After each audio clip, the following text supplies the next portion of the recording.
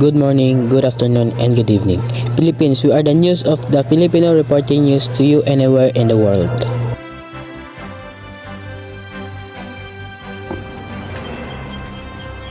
Good morning, Philippines. Good morning, Buenos Dias. I am Sam Aradasa, your Anchor 1. This is Rachel Jimpi Ramos, your Anchor 2. A barangay councilor is dead in a critical condition after being blown on by an explosive ordinance or yet to be determined explosive in Almaguer, South Bangbang, Nueva Vizcaya this Saturday. Residents even thought that a gas tank or transformer was the source of the strong tremors. But in the investigation of the PNP Bambam, the Kagawad, a contractor, found a large piece of steel as big as tight and brought it to a house in Almaguer South with his people. The story of the residents said that the victim said that they were going to sew the steel because it contained gold. But after that, there was a loud explosion and it was seen that the Kagawad was laying down while his comrades was asking for help. The Provincial Explosive and K9 unit will check those recovered parts to determine the types of explosive. The inmates were also advised not to move if a bomb or explosive were unearthed and immediately informed. A Hamas official said Israel troops on Sunday completed their withdrawal from a strategic road besieging the Gaza Strip part of the Virgo the Rus. Israel said it was implementing Israel forces that have implemented there. Position of military was completely withdrew the tank from Netzarim. An AFP journalist in Netzarim area, which controls K access point between territory north and south, said no Israeli forces were present on Saturday. AFP saw cars, buses, pickup trucks, and donkey carts traveling on Salaheddin Road from both north and south, crossing the Netzarim corridor where an Israeli checkpoint used to stand. Hazel Mibayu is on patrol. Baby found dead inside the drawer in Samis Oriental, Opol. A dead baby girl was found Sunday morning inside a cloth drawer in the town of Opol, Misamis Oriental. According to police, the child's mother's partner found the dead child. The mother is now under hospital arrest suspected of involvement in the child's murderer. The mother was rushed to a hospital in Cagayan de Oro City on Saturday after bleeding from a drug overdose. Her stomach hurts after drinking, but if you see the baby is big, said Briones. The child's mother live-in partner was putting away belongings. When he opened the drawer, he saw the child and immediately called for help, said patrolwoman Bridget Joy Briones of the Opol Police. The baby was taken to the funeral home and scheduled to undergo autopsy to determine the cause of death. If it proven to the child was killed intentionally, the mother and father could face charges of infanticide. That's all for now. We will back in a minute. That's all for now and we'll be back for a few minutes. Our #1 shampoo is now upgraded. New Sunsilk with Active Infusion. With oils, vitamins, and proteins in every drop. Para all-day smooth ang hair. Na may bangong nakakagigil, walang makakapigil. New Sunsilk.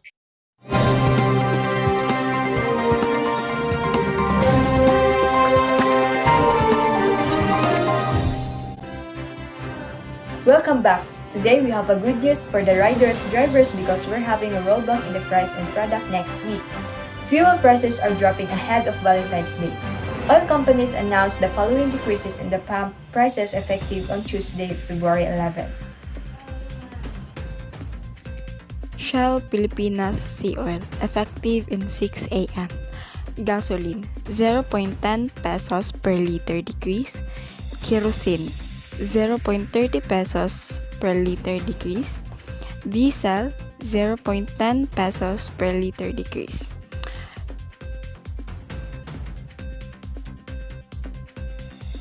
Clean Fuel, effective in 8 a.m. Gasoline, 0.10 pesos per liter decrease. Diesel, 0.10 pesos per liter decrease. Petragas, effective 6 a.m. Gasoline, 0.10 pesos per liter decrease. Diesel, 0.10 pesos per liter decrease.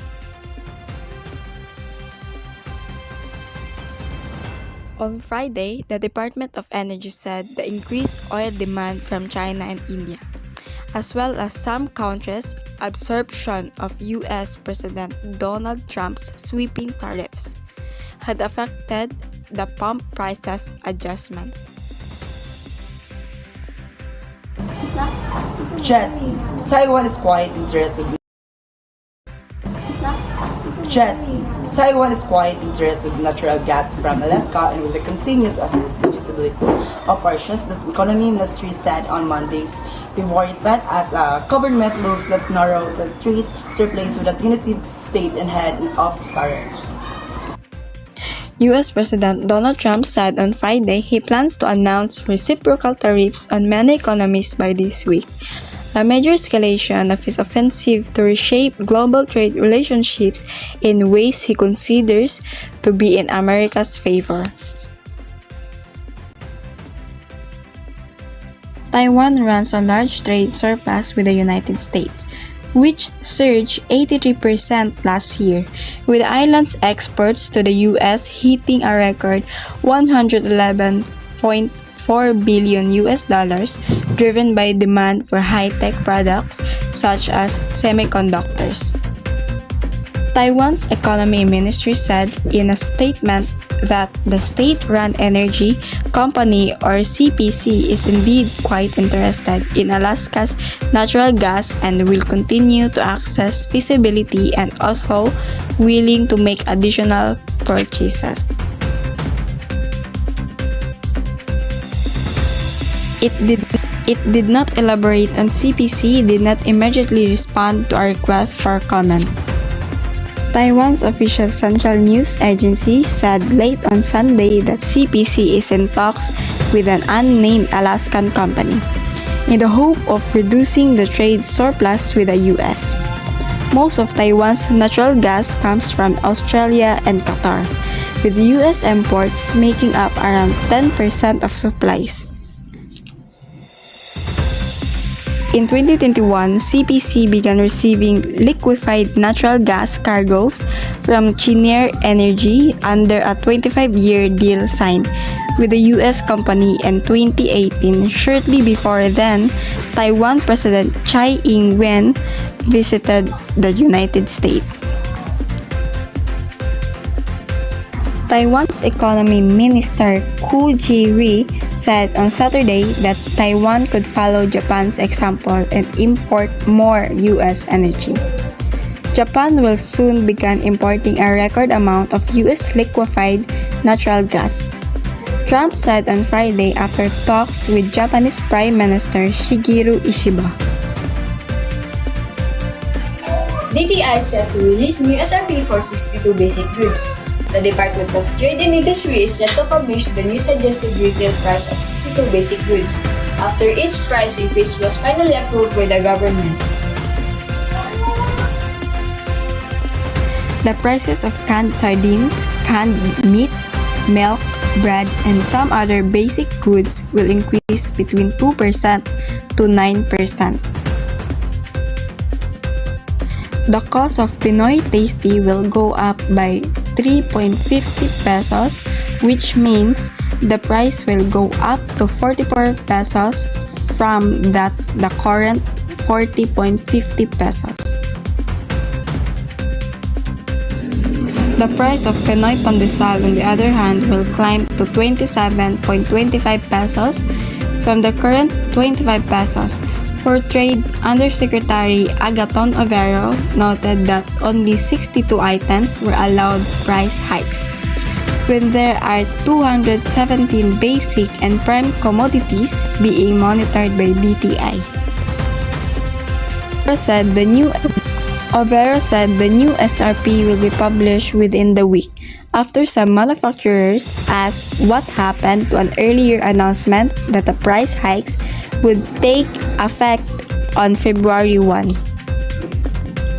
The official said there is no more pending requests for SRP adjustment among manufacturers of basic prime commodities. For bakers and sardine makers,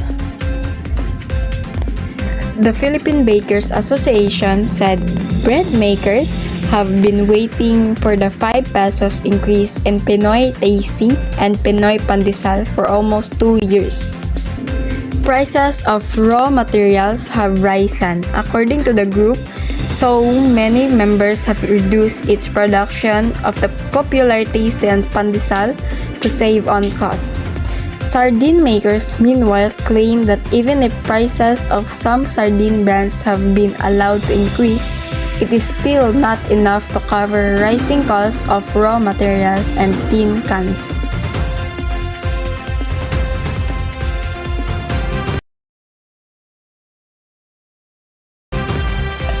We are here in the Mall Public Market, and today we're going to interview a few vendors. Sir, what can you say about the prices? Karoon ang prices sa baboy. Mahal nila, ginitin sa mahal. Sa among dito ang baboy. Sa buwi na baboy ka rin. Buwi ang mura na ang buwi. Buwi ang baboy. Anong among baligya sa taas ang baligya. Kaya bagan sila niya ang baligya ang kurapo. Kaya among palit mahal. Ano among pangutana dito sa wala yung barato karon day. Ang barato ron day, panitira ang barato ron. Oo. Mura yung barato.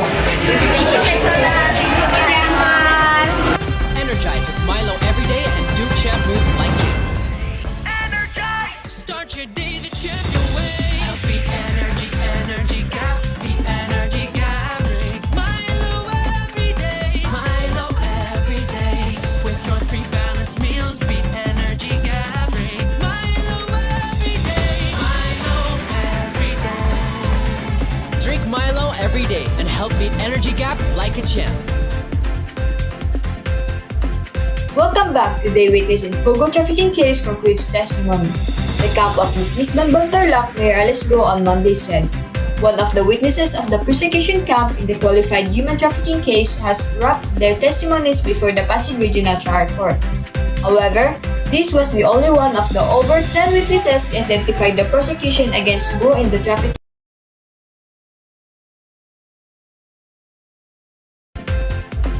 Welcome back to Day Witness in Pogo Trafficking Case concludes testimony. The camp of Ms. Misban Bontarlac, Mayor Alice Go on Monday said, one of the witnesses of the prosecution camp in the qualified human trafficking case has wrapped their testimonies before the Pasig Regional Trial Court. However, this was the only one of the over 10 witnesses identified the prosecution against Go in the trafficking case. Na-complete naman ang testimony ng one of the witnesses sa prosecution kasi maraming witnesses sila.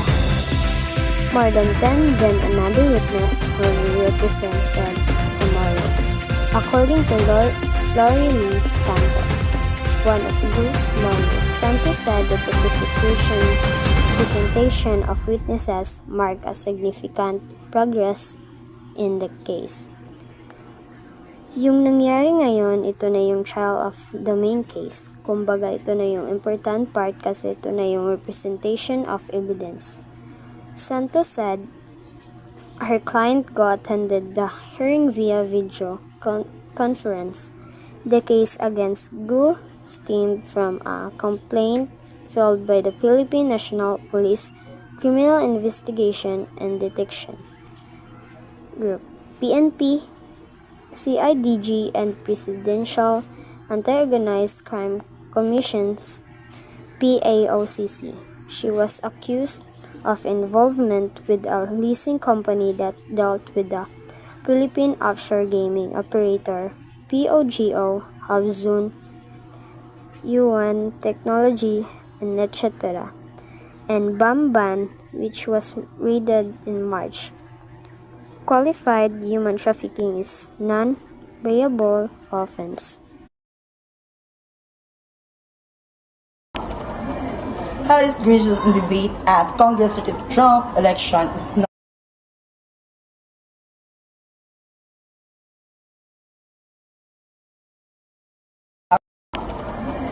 Harris gracious in debate as Congress certified Trump election is not a job that she would have had on her bucket list, but a gracious Kamala Harris but on a brave face and even a broad grin on Monday as she proceeded over the certification of her debate the Donald Trump November president election. Harris, a former prosecutor, did not indulge in the baseless claims of voter fraud that Trump repeats to this day and launched no legal claims, echoing the dozen frivolous lawsuits that Trump's allies filed in 2020. During the ceremony itself, she exchanged polite small talk with Republican House Speaker Mike Johnson and afterwards hosted a press conference to argue for the peaceful transfer of power as a fundamental principle of U.S. democracy. I do believe very strongly that America's democracy is only as strong as our willingness to fight for. Every single person the willingness to fight for and respect the importance of our democracy, Harris told reporters. Up close and personal with Miss Universe Philippines 2024 Chelsea Manalo. Philippines.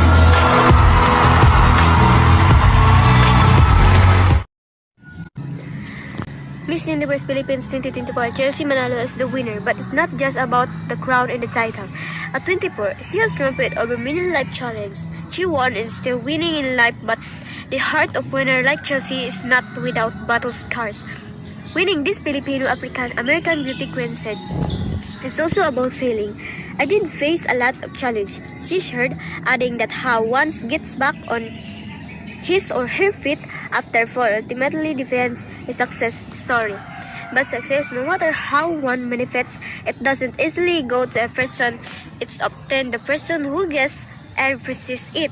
In Chelsea's, her victory on the Miss Universe Philippines stage is the result of a long journey of fortifying her self-esteem after overcoming bullying. It took a lot for Chelsea to get over self-doubt and build confidence to persist modeling and presently, but she presented and looking back to those painful experiences she had, learned to keep the positive, let the negative out, and harbor no hate. Chelsea's childhood in Bulacan. Chelsea has a kind of smile that brightens a room. She excused a quiet demeanor and hospitable aurora, but within her is that childlike wonder like she's always had as a kid growing up in Marikina City, in the province of Bulacan during her cover shoot with Metro. Chelsea's regaled us with stories from her childhood, and we could clean how much of the happy kid she was, despite everything she had to go through. Her mother, Conchita, and her biological father divorced. When she was only 2, her mom remarried and her stepfather, Randy, helped raise her. But I never saw him as my stepfather because he provided everything for me. Nag-abroad pa siya. He worked in Singapore just so he could provide for my mom and me. Chelsea's opened up. Gia de Guzman earns Top Volleyball Award from PH Sports Scribe.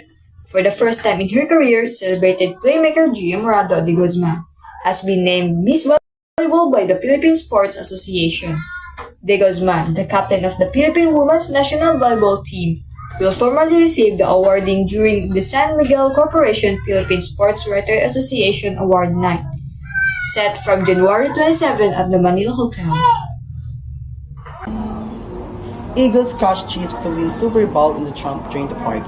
The Philadelphia Eagles soared the crushing 40-22 Super Bowl victory over the Kansas City Chiefs on Sunday, shattering their opponent bid for a historic hat trick of NFL titles in a row watched by the President Donald Trump.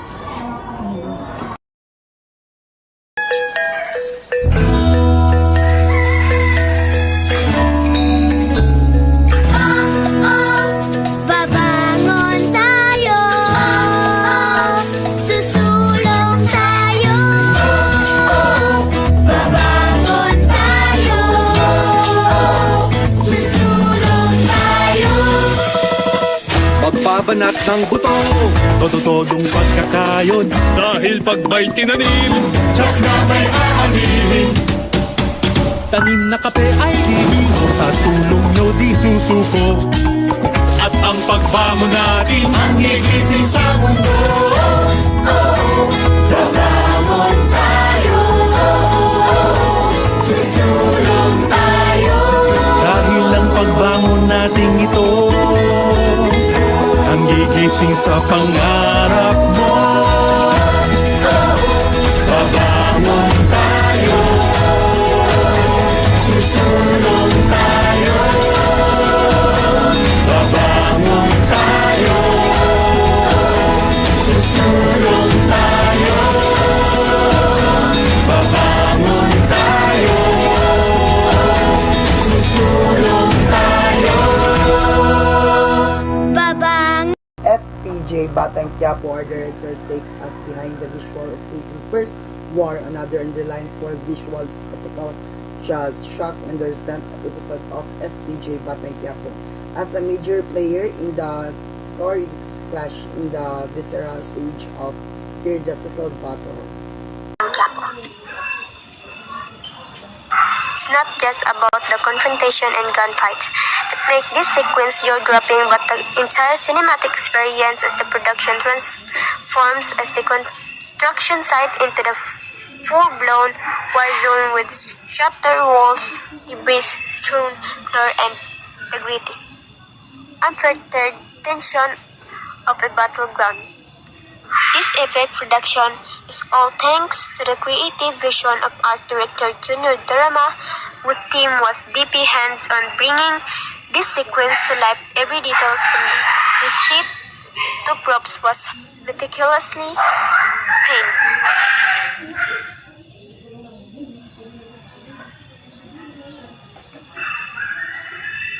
He shared that they carefully scouted the location to ensure the settings and elements fit the scenes perfectly.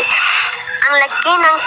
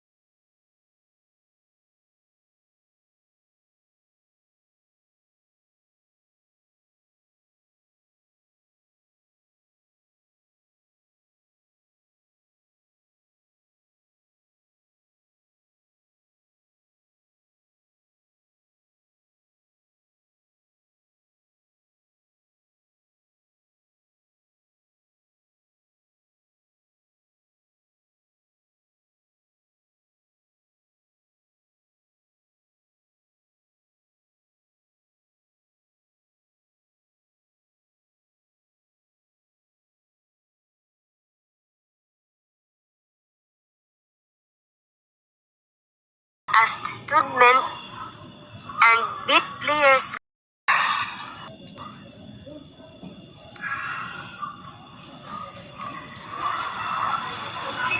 Derek Griego, as well as the student and beat players were feeling fit. Kailangan mong paghandaan talaga kung anong mga nababagay dito sa location, he explained.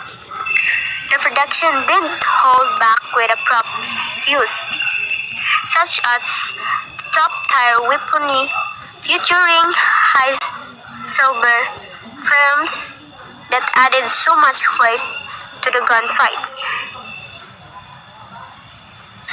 Beyond the firepower, they amped up the visual effects as well, with thick smoke, lizards slicing through the darkness, and even real films engulfing parts of the city, making the battlefield feel all the more impressive. But one of the team's favorite elements in this sequence is the wielding effect, which add a more striking, raw and rugged vibe to the war zone.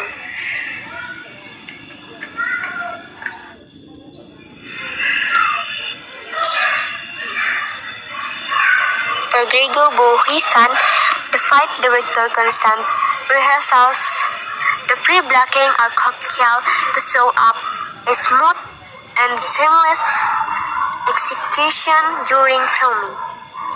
Derek Griego, as well as the stunt men and beat players, were feeling a mix of nervous and excited. Since this particular sequence featured of some biggest name in action on the first level, this feels like dreams come true. For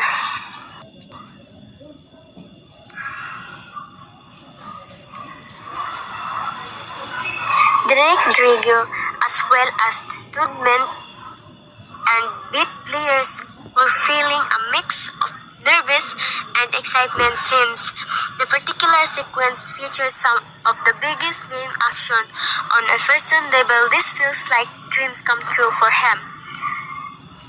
He used to just watch Lito's economic films back when he was in the province, never thinking that one day he actually be directing the legend himself. After Super Bowl, both Donald Trump and pop star Taylor Swift after the singing was on Sunday of the Super Bowl during the Kansas City Chiefs defeat the Philadelphia Eagles. Trump, who became the first sitting U.S. president to attend the Super Bowl in Sunday's showpiece in New Orleans, left the game shortly after halftime. However, the U.S. president could not resist posting a social media dig at Swift, who was in the crowd to watch her boyfriend, Chiefs star Travis Kelce. The Chiefs would go on to suffer a bruising 40-22 defeat at the Superdome. The only one that had a tougher night than the Kansas City Chiefs was Taylor Swift.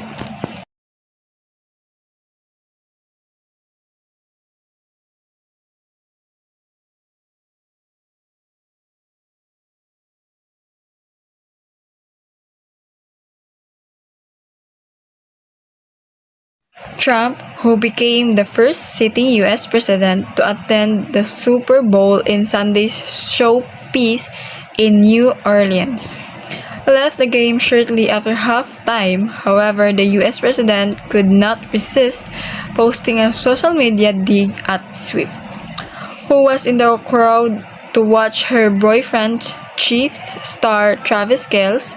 The Chiefs would go on to suffer a bruising 40-22 defeat at the Superdome. The only one that had a tougher night than the Kansas City Chiefs was Taylor Swift. Trump wrote in a post on his Truth social platform, "She got booed out of the stadium. MAGA is very unforgiving." Trump had earlier shared a post from a different account mocking Swift, which contrasts Trump's reception by Super Bowl fans with that of the singer. Trump was given loud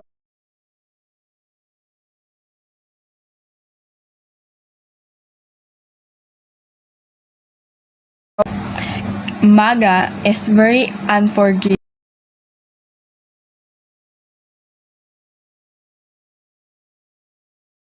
Trump, who became the first sitting U.S. president to attend the Super Bowl in Sunday's showpiece in New Orleans, left the game shortly after halftime. However, the U.S. president could not resist posting a social media dig at Swift, who was in the crowd to watch her boyfriend, Chiefs star Travis Kelce. The Chiefs would go on to suffer a bruising 40-22 defeat at the Superdome. The only one that had a tougher night that the Kansas City Chiefs was Taylor Swift.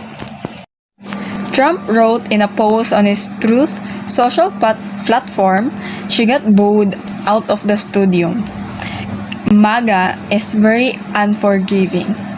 Trump had earlier shared a post from a different account mocking Swift, which contrasts Trump's reception by Super Bowl fans with that of the singer. Trump was given loud roars of applause when he was shown on the giant screen inside the stadium, saluting while singing the U.S. national anthem. Trump gets massive cheers at the Super Bowl while Taylor Swift gets booed. The world is healing, the post read. Swift was a prominent celebrity backer of Trump's U.S. presidential election rival Kamala Harris last year. Heaviest 24-hour rainfall due to Sherline. Palawan province recorded its heaviest 24-hour rainfall as the Sherline continues to affect the area. Sherline is the zone where intense thunderstorm from the convergence of the cool northern monsoon or amihan and the warm and moist easterlies. Puerto Princesa received 352 millimeters of rain between 8 a.m. February 9 and 8 a.m. February 10. According to Pag-asa data, this is almost 12 times the normal rainfall for February, which is the driest month in the city. It also supplements 24-hour rainfall. Precipitation records Palawan of 317.6 mm observed on August 13, 1979. In Coron Town, widespread flooding was reported in parts of Puerto Princesa City, Aburay, and Lara, which prompted in the Philippines Coast Guard to conduct rescue operation over the week. Massive floods also occurred in parts of Oriental Mindoro, Bicol region, and Eastern Visayas. Other Pag-asa station that reported significant 24-hour rainfall include 245.4 mm Bubal, Sorsogon, 197.3 mm Katarman, Northern Samar, 171.3 mm Tacloban City, 129.9 mm Balugan City. As of 11 a.m. Monday, the following areas were under heavy rain warnings. Red warning level: Sorsogon, Northern Samar, Eastern Samar, Miliran, Leyte, Central and Southern Palawan. Warning level: Albay, Southern Leyte, Calaayan, Palawan. Yellow warning level: Camarines Sur, Catanduanes. Based on Pag-asa heavy rainfall, outlook heavy and intense rain in Palawan, Bicol and Eastern Visayas. Moderate to heavy rains will better in eastern section of Luzon through Thursday noon. Apart from the Sherland, the easterlies also brings scattered rains in Caraga, while light and occasionally moderate amihan rains are experienced. Occasionally moderate amihan rains are experienced in Cordillera Administrative Region, Cagayan Valley, and parts of Central Luzon. And That's all for today. Thank you and see you next time. And this is Prime News.